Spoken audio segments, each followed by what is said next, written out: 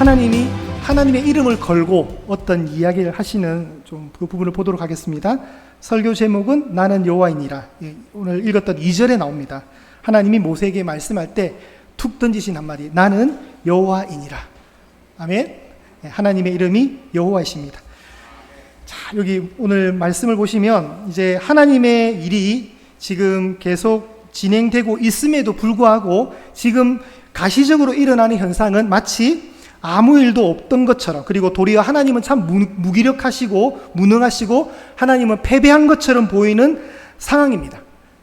그런데 하나님은 아직 시작도 안 했는데, 그 기억나시죠? 지난번 설교가 그래요. 나는 시작도 안 했는데, 모세는 아직 시작도 안 했어. 너무 성급하게 판단하지만 안타까워하시면서 또다시 이제 하나님의 선언이 있습니다. 하나님의 선언. 여기 이제 여러분 볼펜을 가지고 이 2절부터 12절까지를 한번 쫙 조망을 해보도록 할게요.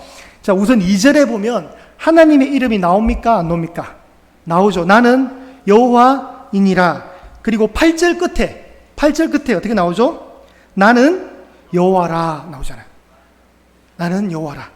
그러니까 하나님이 알파와 오메가잖아요. 처음과 나중, 시작과 끝. 그러니까 하나님이 나는 여호와다, 나는 여호와다. 이렇게 할 때 뭔가 의도가 있어요, 여러분. 그럼 요 안에 뭔가가 담겨 있어요. 뭐 안에 담겨 있고, 이럴 때마다 여러분이 딱 봐야 될 것은 똑같은 일이 벌어졌을 때 그러면 쭉쭉쭉쭉 해서 중간에 뭔가 딱 만나는 게 있어요, 항상. 이게 우리 성경의 구조 속에 이런 게 있어요. 우리 룻기 할 때 우리 전도사님이 이거 얘기 많이 했을 거예요. 자, 그러면 2절에 나는 여호와라 나오고 8절에 나는 여호와라 나오니까 몇 절에 정도 되면 하나님의 이름이 또 나올까요? 대충 보면은 중간쯤 딱 봐서 6절에 어떻게 나오죠? 나는 여호와라라고. 여러분 지금 자꾸 저를 보는 의심의 눈초리가 많은데 성경책에 그렇게 나옵니다. 나는 여호와라. 그러니까 나는 여호와라가 몇 번 나오죠? 2절에 한 번, 8절에 한 번 나오고 그 사이에 6절에 딱 나오는 거예요. 그러면 제일 중요한 건 뭘까요? 가운데 여호와의 이름이 나오는 게 제일 중요한 거예요. 가운데 여호와 이름이 나오는 이 중요함이 이제 하나님의 자기 선포가 2번 계시고 요 가운데 나는 여호와라. 그리고 한 번 더요. 자, 이 하나님이 이제 어떻게 하실 건가? 내가 이렇게 할 것이다. 하나님이 선언하시는데 우리 6절을 한번 전체 한번 합독해 볼게요. 시작. 그러므로 이스라엘 자손에게 말하기를 나는 여호와라. 내가 애굽 사람의 무거운 짐 밑에서 너희를 빼내며 그들의 노역에서 너희를 건지며 편팔과 여러 큰 심판들로서 너희를 속량하여. 자, 여기에 툭툭툭 나오는 하나님의 선언이 3가지가 있는데 뭘까요? 자, 여기 동그라미 치세요. 빼내며의 동그라미. 빼낸다. 그리고 또 뭐가 나와요? 건진다. 건지며. 그리고 속량할 것이다. 하나님이 고통당하는 내 백성을 어떻게 해요? 빼낼 것이다. 어디로부터요? 애굽으로부터. 그리고 건져낸다. 힘겨운 노역으로부터. 그리고 속량할 것이다. 구속할 것이다. 이거 구원할 것이다. 이 말이죠. 그러니까 하나님의 자기 선언 2절과 8절의 딱 선포 이후에 중간에 하나님의 자신의 이름을 걸고 하시는 맹세가 있는 거예요. 맹세가. 내가 이렇게 할 것이라는 거예요. 내가 의심받고 또 기죽고 있는 모세에게 이렇게 얘기하는 겁니다. 그리고 3절 보실까요? 나는 어떤 하나님인가? 나는 전능의 하나님이야. 전능의 하나님. 여러분, 전능의 하나님이 뭐예요? 엘샤다이라고 들어보셨어요? 엘샤다이. 전능의 하나님인데 항상 이 전능의 하나님이 언제 나와요? 아브람과 이삭과 야곱이라는 그 창세기의 족장들에게 하나님이 선포할 때. 그래서 하나님의 이름이 어떻게 불려집니까? 아브라함의 하나님이야 불려. 아브라함의 여호와라 하지 않는다고요. 그죠? 여러분, 아브라함의 여호와라고 잘 안 들어보셨잖아요. 그죠? 아브라함의 하나님, 또 이삭의 하나님, 또 야곱의 하나님. 그 10조의 하나님이 항상 전능의 하나님으로 등장하신 엘샤다의 하나님으로. 그런데 하나님이 오늘 좀 특이한 말씀을 하시는데 3절에 보시면 내가 아브람과 이삭과 야곱에게 전능의 하나님으로 나타났지만 나의 이름 여호와를 그들에게는 알리지 않았다. 독특한 말씀을 하셔요. 실제로 여러분 알려주셨는데도 창세기에도 여호와라는 이름 나와요. 그렇지만 여기 보면 우리가 보통 통상적으로 생각할 때 아브라함의 하나님 있잖아요. 아브라함의 여호가 아니라. 그런데 이제 하나님이 자신의 이름을 또다시 계시하시는데 나의 이름은 여호와다. 나는 여호와인데 나 여호와가 이제 어떻게 할 거냐면 내가 아브라함에게 약속했던 그 언약을 이제 내가 기억한다. 기억하기 때문에 너희들이 지금 애굽에서 이렇게 노역할 민족이 아니라는 거예요. 너희들은 여기서 지금 고생으로 너희들의 삶을 다 마감할 인생들이 아니라 내가 큰 능력으로 너희들을 빼낼 것이고 건져서 속량할 것이다. 그리고 하나님이 계속해서 창세기부터 계속해서 하시는 말씀이 뭐냐면 땅이에요. 땅. 여러분 땅 이러면 여러분 자꾸 부동산 생각하는데 그거 아니에요. 약속의 기업 땅. 자, 어디에 나오냐면 4절에 보세요. 여러분 뭐죠? 땅 나오죠. 가나안 땅. 그리고 8절에 주기로 맹세한 땅으로 너희를 인도하여 그 땅을 너희에게 주겠다. 이게 하나님의 땅에 관한 약속인 거예요. 땅에 관한 약속. 그리고 또 하나가 더 있는 게 뭐냐면 7절이에요. 7절. 하나님이 되게 우리 하나님이 되고 싶어 하신다는 걸 알 수가 있어요. 하나님이. 자, 너희를 7절입니다. 너희를 내 백성, 나의 백성으로 어떻게 하겠다? 삼겠다는 거예요. 나의 백성을 삼겠다는 거예요. 그리고 나는 뭐요? 너희의 하나님이 되어줄게. 제발 내가 너희들 하나님이 되어줄게. 여러분 우리가 이런 은혜를 받았다는 건 놀랍지 않으세요? 하나님 이런 거예요. 하나님 언제 우리가 뭐 하나님께 우리 하나님 되어달라고 했어요? 인간들은 말한 적이 없어요. 하나님이 먼저 좀 손을 내미시면서 얘들아 내가 너희들이 하나님 되어줄게. 내가 너희들의 전능자가 되어줄게 하시는 거예요. 이거는 일방적인 사랑이에요. 그리고 마찬가지 예수님도 여러분을 찾아오셨어요. 우리가 예수님을 찾아간 게 아니라 예수님이 여러분을 찾아오신 거예요. 네. 여기서 아닌데요 목사님 저는 예수님 찾아갔는데 하시는 분 있어요? 손들면 안 돼요. 그럼 이상해져요. 손들지 마세요. 손들면 안 돼요. 네. 하나님이 우리에게 찾아오신 거예요. 찾아오신 사람. 여러분 우리 그 마태, 마가, 누가, 요한복음에도 수없이 많은 하나님의 아들이신 예수님이 만난 사람들이 있는데 예수님이 그들을 만나러 간 사람들도 있고 그들이 예수님을 찾아왔지만 그들이 예수님을 찾아왔다고 해서 예수님이 안 찾아가신 게 아니라 그들을 만나기 위해서 예수님이 가주신 거예요. 그러니까 그 사람들이 올 수 있었던 거예요. 그러니까 결론적으로 뭐냐면 그것 또한 하나님이 그 사람을 찾아가신 거예요. 그 시간에 와주셨기 때문에 만나주신 거거든요. 그러니까 모든 어떤 하나님의 역사는 하나님이 먼저 하시는 거지 우리가 먼저 하는 건 하나도 없어요. 왜냐하면 우리에게는 먼저 할 수 있는 실력이 하나도 없어요. 여러분 철저한 죄인된 우리는 이 죄성으로 말미암아 우리 몸속에 있는 이 죄악 덩어리로 말미암아 먼저 손을 내밀 수 있는 어떤 판단력과 의식 자체가 없어요. 여러분 그러니까 어떻게 해요? 하나님이 먼저 손 내밀어 주신 거예요. 여기 보면 내가 너희들을 내 백성 삼을 거야. 하나님이 백성 삼아 달라고 백성들이 하나님 앞에 우리를 제발 백성 삼아 달라고 한 적이 없어요. 하나님이 먼저 하시는 거예요. 내 백성을 삼겠다. 그리고 나는 너희의 하나님이 되겠다. 전부 다 시작이 하나님이에요.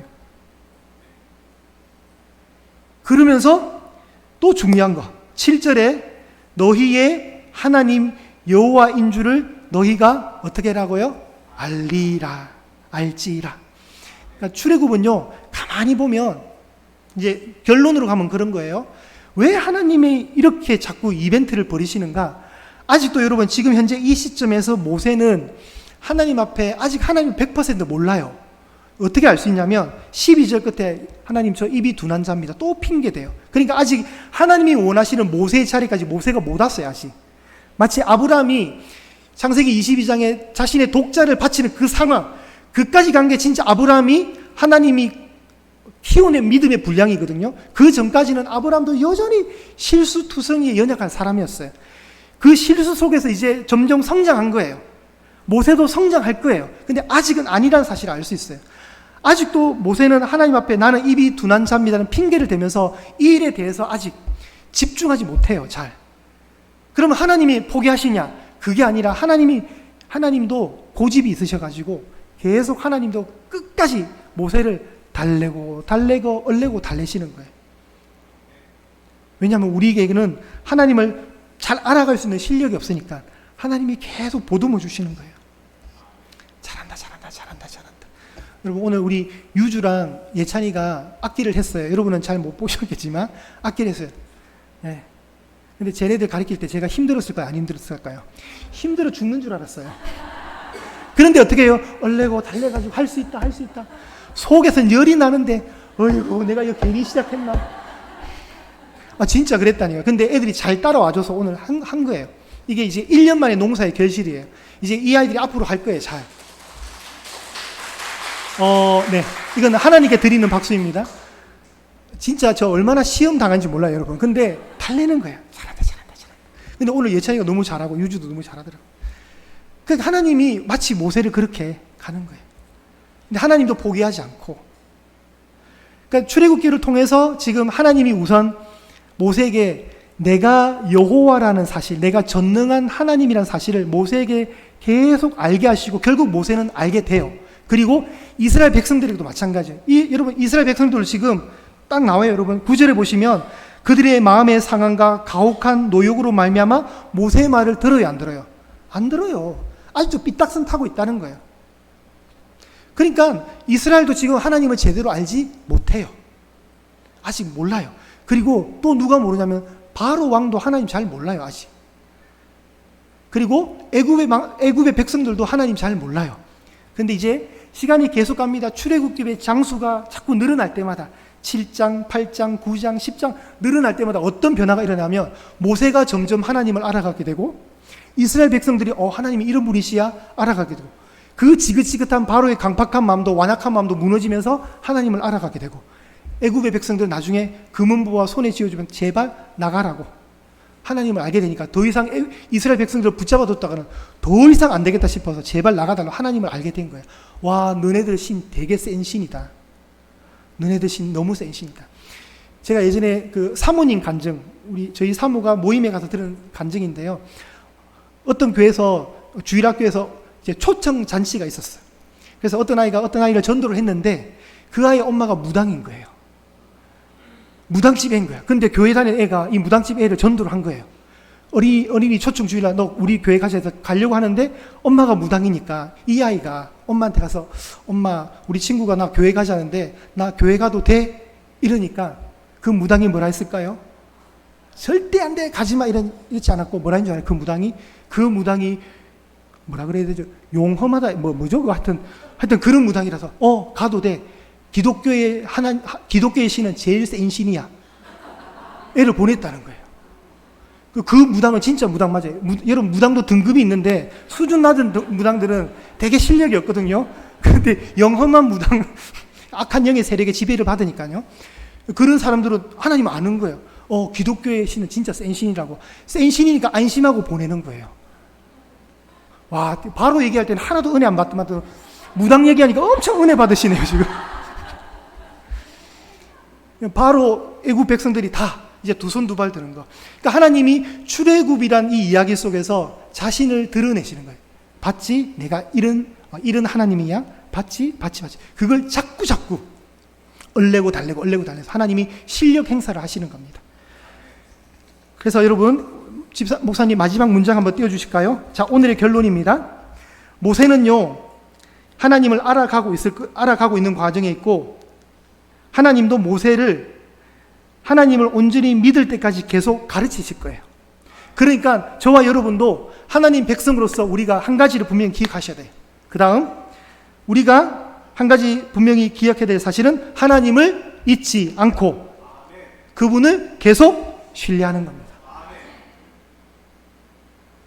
오늘의 결론입니다. 너무 일찍 끝나나요? 하여튼 그렇습니다.